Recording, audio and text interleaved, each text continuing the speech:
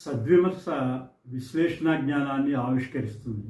స్పర్ధ విమర్శ మూర్ఖత్వాన్ని ప్రతిబింబిస్తుంది. ఇది నా సత్యవాడ సత్యాల్లో ఒక సుభాషితం. సద్విమర్శ, స్పర్ధ విమర్శ ఈ రెండింటికి మధ్య వ్యత్యాసం ఏంటో ఇప్పుడు చూద్దాం. సద్విమర్శ అంటే ఒక ఉత్తమమైన ప్రశ్న.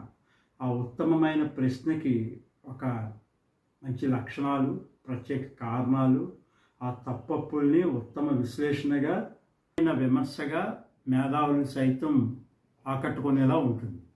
ఇక స్పర్ధ విమర్శకు చూద్దాం. స్పర్ధ విమర్శ అంటే ఒకానొక వ్యక్తిని ఏదో ఒక దురుద్దేశంతో, కుట్రతో చేసిన విమర్శ.